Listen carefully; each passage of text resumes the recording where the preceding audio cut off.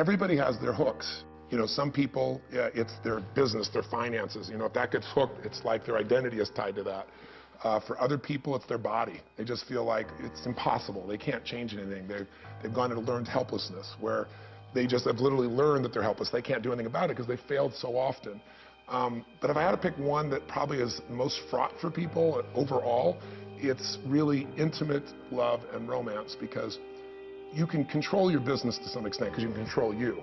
You can control your finances to some extent, right, by your choices. But you can do everything you want to do in an intimate relationship, and it can still blow up in your face because you can't control another human being, and if you could, you'd have no relationship. So, and I also think that if there's a story that all human beings have, it's the story of fear. We all have what we're after, but everybody has fears. And I've been with, 4 million people now from 100 countries over these, 33, 34 years I've been involved with people now. And I can tell you all roads lead to Rome. Whatever you're afraid of failing or succeeding or whatever the case be, it really comes down to a fear that we're not enough. And if we fear we're not enough, our ultimate fear is if we're not enough, we won't be loved. Who can produce that fear in you more than somebody whose love you crave? Somebody that you really want them, and they all of a sudden don't love you as much anymore? It crushes the soul. So most people have these plans like, I'll be successful and then I'll know I'm enough regardless of what someone else does to me. Or, I'll be strong enough or physically beautiful enough. But of course, all those things are relative and none of them last. So getting people to have the courage and the faith to realize there is no security in life and there's no security in relationship. There's only what you can contribute. There's only what you can create.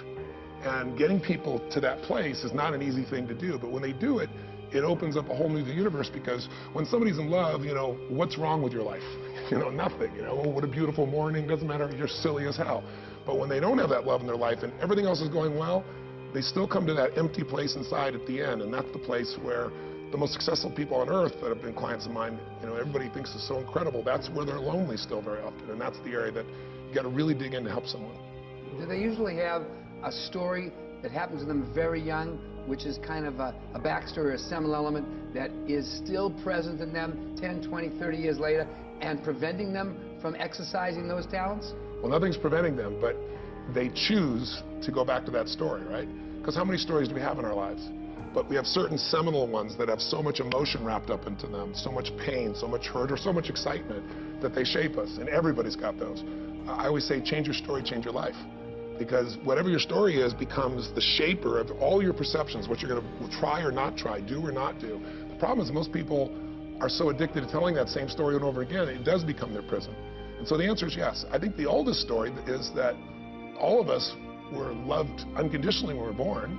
You know that even if you thought you had the worst mother in the world, because, if a baby doesn't have someone willing to love them, that means take care of them above their own needs. There's no rewards for a mother, ooh and ah, for all that stuff. For a father, ooh and ah. We feel it because we're on drugs. We got oxytocin in our body. As soon as a woman's pregnant or a father's there and he sees his child, that biochemistry changes in us, and we love that thing even though it looks like a lizard, right? It doesn't matter. We know it's our kid. So, but that doesn't last forever. There's a stage in your life where you could yell, scream, throw stuff, smack people, and you still were taken care of in love. But then there's a day when that oxytocin wears off, and suddenly somebody yells at you or hits you, or even worse, ignores you. And that's the moment when the ultimate story is, what do I do to get that attention back? What do I do to get that love? And so some people, they suddenly try to crawl or walk, and everybody goes, look, Johnny's walking, and the story is, I'm an achiever.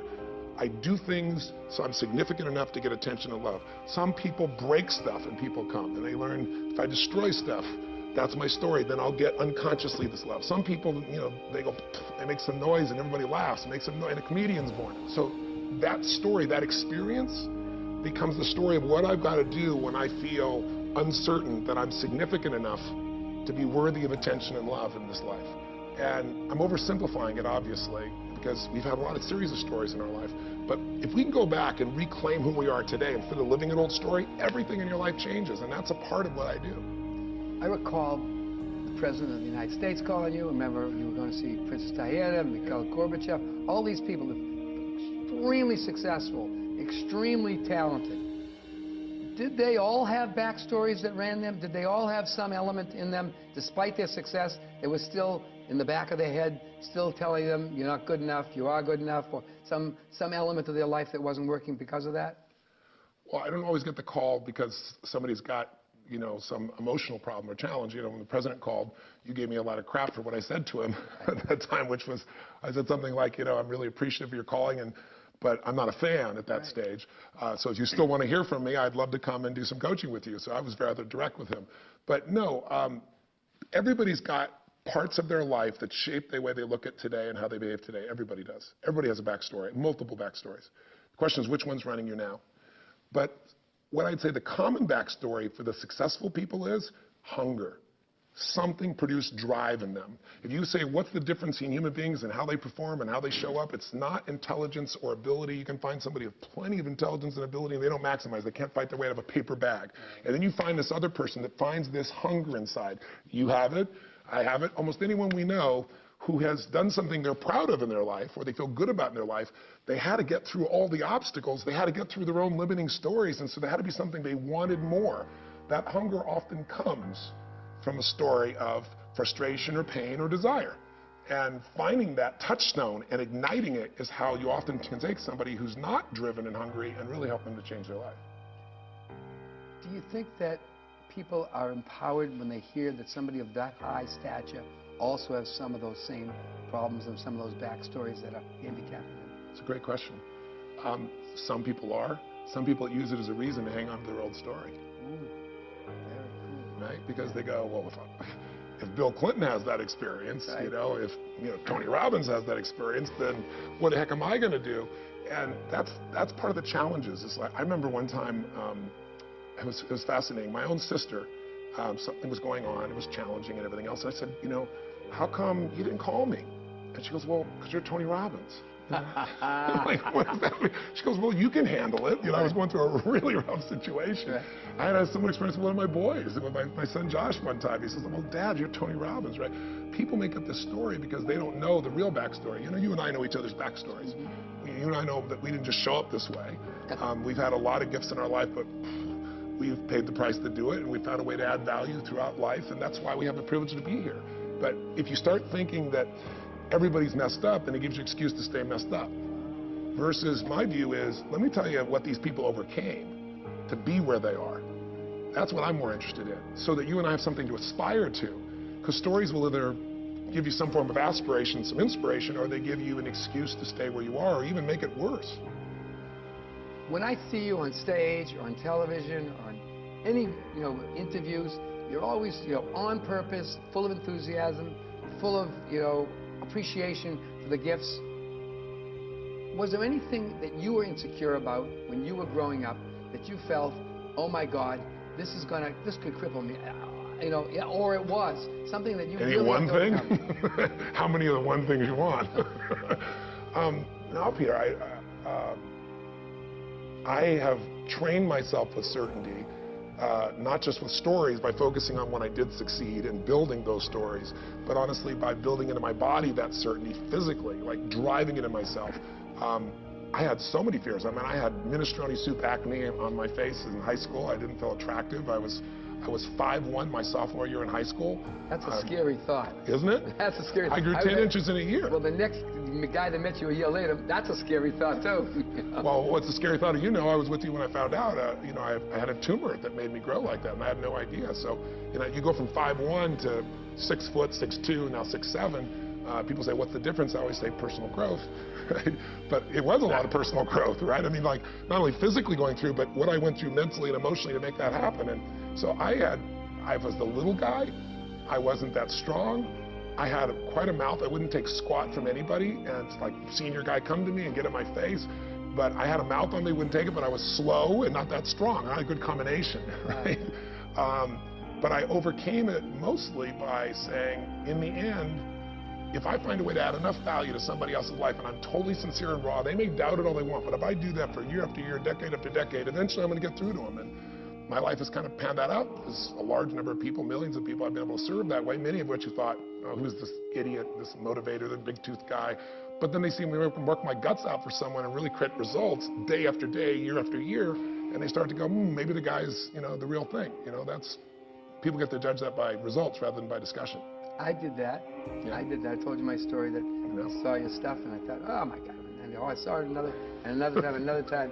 Then finally, at one vulnerable moment, Yes. I bit. I got you when you were vulnerable. That's the right. That was very vulnerable. You bit. Yes, yes. You know, so when you're needy, that's when you'll need. You Yes. know. And so, yeah, I do think that's true. The interesting element is that sharing the fact that you weren't, perfect and born that way, and we're ready, you're ready to go from the go, Yeah. is important, because I think most people don't realize that they have the ability to tell a different story to transform themselves. Well, the best way is not for me to tell my story, because that's self-inflation. That's not my goal. My goal, as I think is to show people actually making that change happen. When I do a film and you see this person stand up and they're suicidal, and then you watch them turn around, and then the people do the follow-up 3 years later, 5 years later, and you see this person's life still changed. When people see that over and over again, or they see relationships come together that are ending, or they see guys that were struggling in business and now their guy is so successful, and they saw the moment it happened, and they see the follow-up, and they hear from the guy, then it starts to penetrate people that there's no free lunch, but there's some strategies that can accelerate your growth massively, and your sense of fulfillment, your sense of enjoyment, because if you succeed but you're not fulfilled, you failed. So those are the two missions that I'm trying to do, not so much with my story, but with thousands, actually millions now, stories of other people. Well, as a storyteller, one of the magic things that I watched you in the audience that I learned from you was that you're a great story listener. In other words, the idea is that you don't just hear people, you get people. And when people feel that they're gotten, that they're really heard in that unique way, empathetically, they engage in a different way. Yeah. Is that a talent that you learned, or you just felt you had, or did you really work on it, or was it something that you perceived? And how important is that skill in creating a relationship that is successful? Well, I'll answer your last question last. A lot of questions there. How important is it to be able to really listen? I mean, I think communication is hearing what's not being said. And if you don't have that and all you do is take the words, you're going to have a disastrous intimate relationship. You're going to probably have some really disastrous business relationships, because most people don't speak what they're really feeling or saying. Most of the time they're either scared to, afraid to, or they're hiding their agenda because they have another agenda. And most of us have a pretty big BS filter in the world we live in today. But it's more than that. It's not saying, where are they BSing me? It's saying, what are they really feeling? What's underneath this? What's really going on? And that's really important to me. I don't care how big the audience is. I was, I do, 30,000 person audiences, but an average size audience I did yesterday was like a little less than 3,000 people in Las Vegas. It was Salesforce.com. It's a business group. This long room, as far as you can see, over there at the Wynn Hotel. And I'm on these big screens, and there's guys way in the back. How do you get the guy in the back? I get off the stage, and I prowl. I walk through the crowd. I'm there. I'm talking, because what I want to do is I want to look into their eyes, and I want to feel what's going on, see it. I want you to know that I'm not some guy over there on the stage that's just talking at you. I'm going to engage you. And at any moment, I can strike and have that conversation. And so it produces a different energy in that room.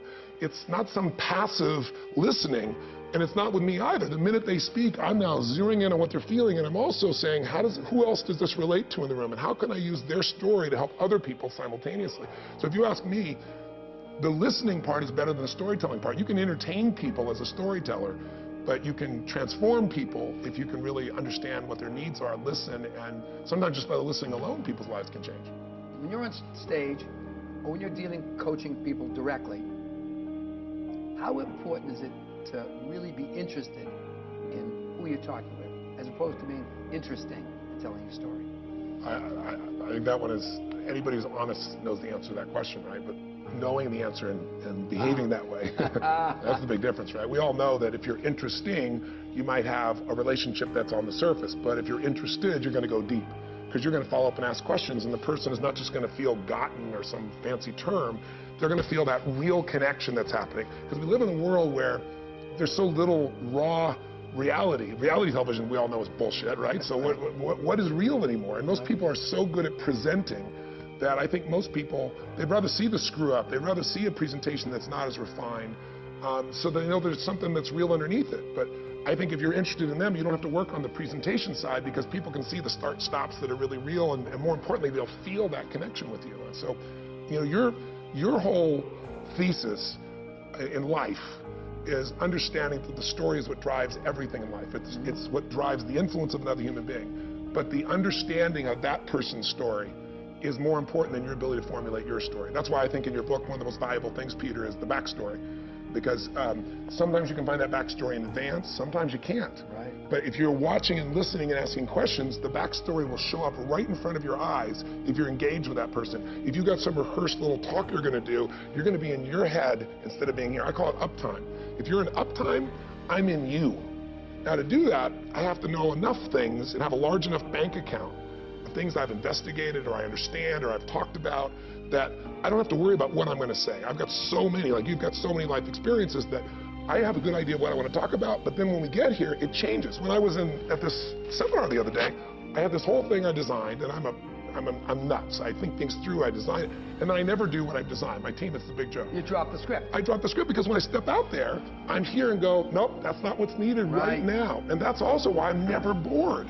I'd be bored out of my mind if I was 33, 34 years doing this stuff and I was doing the same stuff. I've got pieces I know work, stories or examples, and I might even plan to use it, but when I get out there, I can see, no, it's something else. And so it becomes art and alive instead of some devoid, you could have a tape recorder otherwise and just do this, right? Well, you know, it's great, as you said the whole thing. You have to prepare ferociously. And then you're going to drop your script. Because you want the spontaneity, you want the aliveness, you want the eccentricity of things happening. Yeah. But when you see somebody telling their story and you're decoding it, or they're a business person, if they're not authentic, does it shine through no matter what they say? Well, I'd love to say yes, but I know I've gotten the wool pulled over my eyes, so that would be a lie. But I would say most of the time at this stage of my life, I'm pretty good at that. And I think most of us are. Only because unfortunately, we've all been disappointed so many times that we have a little part of ourselves that's like, it's all BS. And unfortunately, that can become a filter to you not actually seeing somebody, experiencing somebody, because you have all your presuppositions, right, that are running your life instead of being here now. But I'm a little bit more trusting, so I'd probably stay with it a bit longer. And I've had so many people, you know, make up a story about me who never met me. Because also my style, I talk rapidly, and that's just me. I'm passionate. You know, you and I get together, it's like bam, bam, bam, bam, bam. You know, other people stand around and watch the two of us when we go have lunch or we'll go to the house or go skiing or whatever. And so I love that. I love the speed of our interaction because my brain works so fast. So some people don't trust that. It's fast-talking salesman is their metaphor for it, as opposed to a passionate son of a something, you know, which is what I really am. You're an authentic son of a bitch. Love you. Thanks a lot. Love you so much, Steve.